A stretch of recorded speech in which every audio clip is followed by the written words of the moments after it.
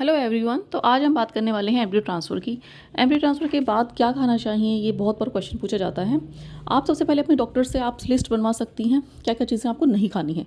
उसके अलावा बाकी चीज़ें आप खा सकती हैं। तो इस वीडियो में मैं आपको ब्रीफली बताने वाली हूँ आप कौन सी चीज़ें आपको नहीं खानी है और कौन सी चीज़ें आपको ज़्यादा खानी चाहिए। तो सबसे पहले बात करते हैं आपको कौन सी चीज़ें बिल्कुल भी नहीं खानी है। तो देखिए, इसमें सबसे पहले आपको एजिनोमोटो वाला खाना, यानी कि बाहर का खाना जो एजिनोमोटो जिसमें डला होता है वो नहीं खाना है, जो कि चाइनीज़ खाने में ज़्यादा होता है। ये अगर आप घर पे भी बना रही हैं तो इस बात का ध्यान रखने, एजिनोमोटो आपको बिल्कुल भी नहीं खाना है, उससे बना खाना नहीं खाना है। सेकेंडली, आपको बाहर का खाना नहीं खाना है क्योंकि उसमें आपको इन्फेक्शन के चांसेस ज़्यादा होते हैं।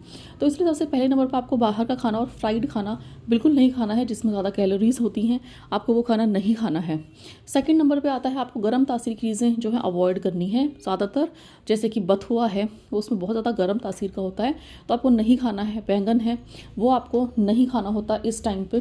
कुछ फ्रूट्स हैं जो कि डॉक्टर्स भी मना करते हैं, अगर आप उनसे पूछते हैं तो यहाँ पर मैं अपनी वीडियो बता देती हूँ। तो देखिए, जो बिल्कुल ज़्यादा खट्टे अंगूर हैं वो आपको नहीं खाने होते। पाइनएप्पल है, वो आपको नहीं खाना होता। कच्चा पपीता आपको नहीं खाना होता। और आपको शुरू के कुछ 5-7 दिन आपको अनार भी नहीं खाना होता। इसके अलावा आपको चने की दाल नहीं खानी होती। चने की दाल स्टार्टिंग के कुछ टाइम तक, जब तक कि आपकी इम्प्लांटेशन नहीं होती, यानी कि फर्स्ट वीक में आप अवॉइड कर सकते हैं।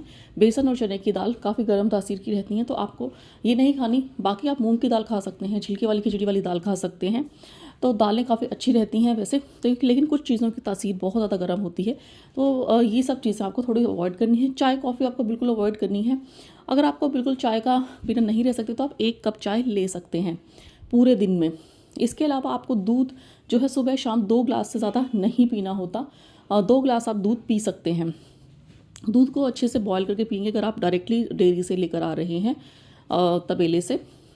इसके अलावा मैदा से बनी हुई सेवइयाँ काफ़ी गर्म होती हैं जब उसकी हम खीर बनाकर खाते हैं, तो सेवइयाँ नहीं खानी होती आपको स्टार्टिंग में बिल्कुल भी। 1 मंथ तक आपको बिल्कुल नहीं खानी होती, तो इस बात का ध्यान रखना है। सबसे ज़्यादा गर्म तासीर की रहती हैं।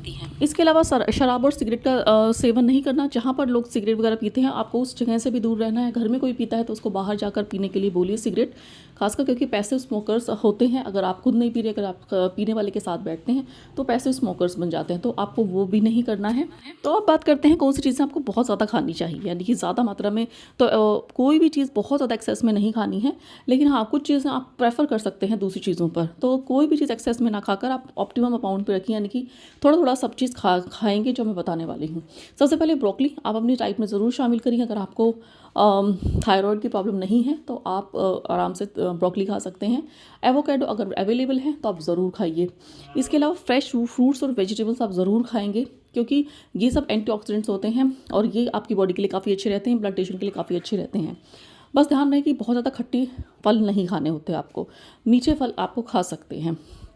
इसके अलावा फ्रूट्स को और बहुत ज़्यादा अच्छे से धोकर आपको खाना चाहिए, क्योंकि इस टाइम पे आपको इन्फेक्शन का रिस्क आप बिल्कुल नहीं ले सकते। अब बात करते हैं आपको लंच में और डिनर में आपका जो खाना होता है उसमें आपको 1 सब्जी और 1 दाल लेनी है।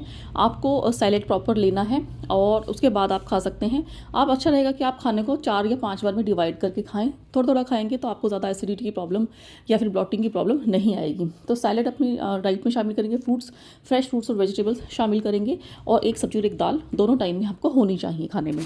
तो अब बात करते हैं ड्राई फ्रूट्स की। देखिए, क्योंकि अभी आपका बहुत ज़्यादा क्रिटिकल टाइम है ये, तो अभी आप ड्राई फ्रूट्स अवॉइड करेंगे थोड़े से। जो ड्राई फ्रूट्स हैं वो आपको जब आपका रिजल्ट पॉजिटिव आ जाएगा उसके बाद डॉक्टर से पूछकर आप स्टार्ट कर सकते हैं। लेकिन फिर भी अगर आपको डाउट है तो अपने डॉक्टर से आप पूछ सकते हैं। अदरवाइज इसमें फर्स्ट वीक में, एटलीस्ट फर्स्ट वीक तक आपको ड्राई फ्रूट्स जो हैं वो अवॉइड करने चाहिए। अगर फिर भी आप लेना चाहते हैं तो बिना भिगोए, बिल्कुल भी ना लें, भिगो कर ही आप ड्राई फ्रूट्स का सेवन करें। अदरवाइज फर्स्ट वीक में एम्ब्रियो ट्रांसफर के बाद ड्राई फ्रूट्स थोड़े से अवॉइड करें। इसके अलावा रेड मीट आपको बिल्कुल नहीं खाना है। हाई मर्करी फिश भी आपको नहीं खानी है। बाकी इसके अलावा दही को अपनी डाइट में ज़रूर शामिल करेंगे। दोपहर के टाइम पे अगर लें तो ज़्यादा अच्छा रहेगा। और इस तरीके से आप अपनी नॉर्मल डाइट रखेंगे तो आपकी जो है जर्नी आगे काफ़ी इजी रहेगी। और उसके बाद की डाइट जो है बिल्कुल अलग होती है, क्योंकि पॉजिटिव आने के बाद आपको जो है चीज़ें, बहुत सारी चीज़ें शामिल करनी होती हैं। तो अभी मैंने सिर्फ एम्ब्रियो ट्रांसफर के 15 दिन का जो है बताया है आपको।